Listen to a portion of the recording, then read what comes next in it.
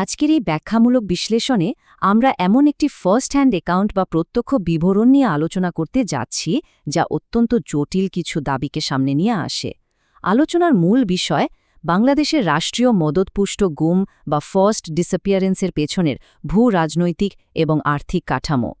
পর্দার আড়ালে আসলে কি ঘটে, আন্তর্জাতিক ফান্ডের উদ্দেশ্য কি থাকে আর বাস্তবে তার প্রয়োগ কিভাবে হয়, এই ইনটেন্ট বনাম এক্সিকিউশন গ্যাপ বা উদ্দেশ্য ও বাস্তবের মধ্যকার ফারাকটাই আজ আমরা নিরপেক্ষভাবে ধাপে ধাপে উন্মোচন করব।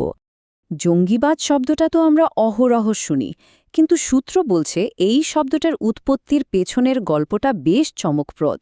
লোকাল অ্যাক্টররা মূলত পশ্চিমাদের ওয়ার অন টেরর বা সন্ত্রাসবিরোধী যুদ্ধকে একটা স্থানীয় রূপ দিতেই এই টার্মটা কয়েন করেছিল। কারণটা খুব সিম্পল। সরাসরি ওয়ার অন টেরর বললে সাধারণ মানুষের কাছে মনে হতে পারে যে বিদেশি শক্তির দালালি করা হচ্ছে, তাই না? তো নিজেদের একটা স্বাধীন ইমেজ বা ভাবমূর্তি ধরে রেখে আবার পশ্চিমাদের ওই মোটা অঙ্কের ফান্ড নিশ্চিত করার জন্যই এই জঙ্গিবাদ শব্দটার সুকৌশলী ব্যবহার শুরু হয়।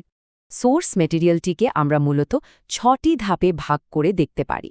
ওয়ার অন টেরর ফান্ড, কৌশলগত ভিন্নতা, কাউন্সেলিং প্রজেক্ট, একজন ভুক্তভোগীর প্রত্যক্ষ অভিজ্ঞতা, ফান্ড আত্মসাৎ এবং সবশেষে কিছু আঞ্চলিক সমীকরণ।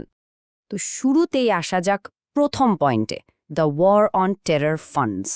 সোর্স অনুযায়ী পশ্চিমা দেশগুলো শুধু যে এই অপারেশনের জন্য কারি কারি টাকা ঢেলেছিল তা কিন্তু নয়, তারা রীতিমতো চোখে চোখে রাখত, অর্থাৎ অ্যাক্টিভলি মনিটর করত। কারণ তারা নিশ্চিত করতে চাইত যে তাদের দেওয়া টাকায় আসলেই সন্ত্রাসবাদ দমনের কাজ হচ্ছে কিনা। শুধু তাই না, স্থানীয় সংস্থাগুলোকে পশ্চিমা এজেন্সিগুলো সরাসরি ট্রেনিংও দিত, যাতে তাদের নিজেদের এজেন্ডা বা নির্দেশনাগুলো একেবারে ঠিকঠাকভাবে বাস্তবায়িত হয়। এরপরে আসে দ্বিতীয় ধাপ, ডাইভার্জিং এজেন্ডাস অ্যান্ড ট্যাকটিক্স, মানে কৌশল আর উদ্দেশ্যে সে বিশাল ফারাক। এইখানে কিন্তু একটা বড় ধরনের দ্বন্দ্ব বা কনফ্লিক্ট শুরু হয়। পশ্চিমা এজেন্সিগুলোর স্ট্র্যাটেজি ছিল একদম পিন পয়েন্টেড। তারা মূলত অ্যান্টি ডেমোক্রেটিক বা যারা শরিয়া খিলাফতের কথা বলে তাদের টার্গেট করে মডারেটদের আলাদা করতে চেয়েছিল। কিন্তু অ্যাকাউন্টে দাবি করা হচ্ছে তৎকালীন হাসিনা সরকার এবং ভারত এই ফান্ডটাকে আক্ষরিক অর্থেই একটা ব্ল্যাঙ্ক চেক হিসেবে ট্রিট করে। মানে পশ্চিমাদের উদ্দেশ্য যাই থাক, স্থানীয় সরকার এই আন্তর্জাতিক অর্থায়নকে হাতিয়ার বানিয়ে নিজেদের সব ধরনের রাজনৈতিক বিরোধীদের পুরোপুরি দমন এবং নিশ্চিহ্ন করার কাজে লাগায়। আর এই পরিস্থিতি থেকেই জন্ম নেয় ৩ নম্বর পয়েন্ট, দ্য কাউন্সেলিং প্রজেক্ট। বিষয়টা যখন পশ্চিমাদের নজরে আসে তখন থিঙ্ক ট্যাঙ্কগুলো বেশ নড়ে চড়ে বসে। তারা বুঝতে পারে এভাবে ঢালাওভাবে গুম চলতে থাকলে তো চরমপন্থীদের ন্যারেটিভটাই উল্টো আরও স্ট্রং হবে। তাই তারা নিয়ে আসে এই কাউন্সেলিং প্রজেক্ট।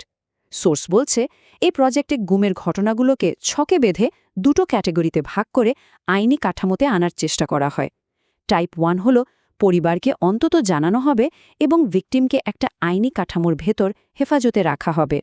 আর টাইপ 2, এখানে ভিকটিমকে আর্থিকভাবে পুনর্বাসন করা হবে ঠিকই, কিন্তু শর্ত একটাই, তাকে ওই এজেন্সির হয়ে পাবলিক স্পোকসপারসন হিসেবে কথা বলতে হবে। সোজা কথায় পুরো বয়ান বা ন্যারেটিভ নিজেদের কন্ট্রোলে রাখার একটা মাস্টার প্ল্যান। এবার আসা যাক ৪ নম্বর সেকশনে, অ ফার্স্ট হ্যান্ড অ্যাকাউন্ট বা একেবারে প্রত্যক্ষ অভিজ্ঞতায়। এতক্ষণ তো আমরা বেশ কিছু থিওরি বা তত্ত্ব দেখলাম, তাই না? কিন্তু লেখক এই পুরো ভূ রাজনৈতিক কাঠামোটাকে নিজের একেবারে ব্যক্তিগত মর্মান্তিক অভিজ্ঞতার সাথে মিলিয়ে দেখিয়েছেন। এই প্রাতিষ্ঠানিক পাইপলাইনটা মূলত ৪টা ধাপে কাজ করত। স্টেপ 1, জোরপূর্বক গুম। স্টেপ 2, জেলের ভেতর ইন প্রিজন কাউন্সেলিং। শিউরে ওঠার মতো ব্যাপার হলো লেখক এখানে একদম স্পেসিফিক ডিটেলস দিয়েছেন। ঢাকা বিশ্ববিদ্যালয়ের একজন সাইকোলজিস্ট, যার স্ত্রী আবার জাপানি, তিনিও নাকি এই কাউন্সেলিং প্রক্রিয়ায় যুক্ত ছিলেন। এরপর স্টেপ 3, ফাইন্যান্সিয়াল পে আউট বা টাকার লেনদেন। এবং সবশেষে স্টেপ 4, এজেন্সির পক্ষে পাবলিকলি কথা বলতে বাধ্য করা। এই ডিটেলসগুলো থেকেই বোঝা যায় দাবি অনুযায়ী পুরো সিস্টেমটা কতটা ঠান্ডা মাথার আর সুপরিকল্পিত ছিল। কিন্তু এখানেই শেষ নয়। আমাদের ৫ নম্বর পয়েন্ট হল এমবেজেলমেন্ট অ্যান্ড এজেন্সি গ্রিড, তহবিল টচরূপ এবং সীমাহীন লোভ। পশ্চিমাদের এত হাই লেভেলের স্ট্র্যাটেজি কিন্তু গ্রাউন্ড রিয়ালিটিতে এসে একেবারে মুখ থুবড়ে পড়ে। কারণটা কি? কারণ হল স্থানীয় সংস্থাগুলোর দুর্নীতি। সোর্সের দাবি অনুযায়ী র্যাব বা সিটিটিসির মতো সংস্থাগুলো পশ্চিমাদের কথা শোনার জাস্ট একটা ভান করত।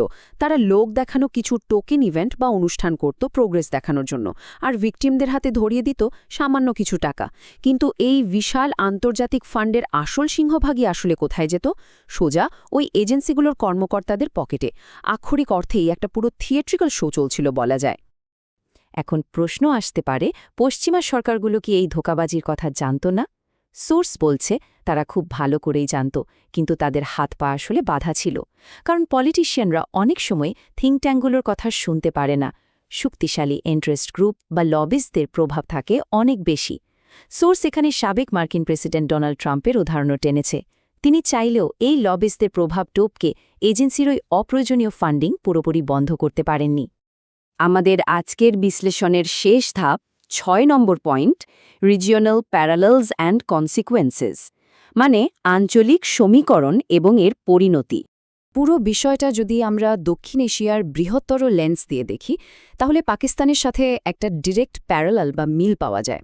সিআইএ বা এফবিআই এর মতো ওয়েস্টার্ন এজেন্সিগুলোর হয়ে কাজ করলে লোকাল অ্যাক্টররা US ডলারে বিশাল অঙ্কের পে আউট পায়, যা খুবই লোভনীয়।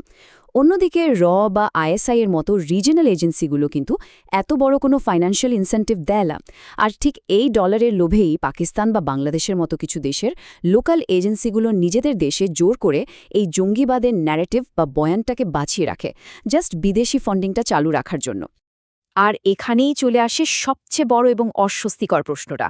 যদি লোকাল এজেন্সিগুলো শুধুমাত্র বিদেশি ফান্ডের লোভে ভিত্তিহীন জঙ্গি ন্যারেটিভ তৈরি করে নিজেদের দেশের সোশ্যাল ফ্যাব্রিক বা সমাজের মূল ভিত্তিটাই ধ্বংস করে দেয়, তাহলে দিন শেষে এই বিশাল মূল্যটা কে চোকাচ্ছে? এই যে বিদেশি ফান্ডের জন্য নিজেদের সমাজকে বলির পাঠা বানানো, এর সেলফ ডিস্ট্রাকটিভ বা আত্মঘাতী পরিণতি কি আমরা এড়াতে পারব? উত্তরটা খোঁজার দায়িত্ব আজ আমাদের সবার জন্যই রয়ে গেল।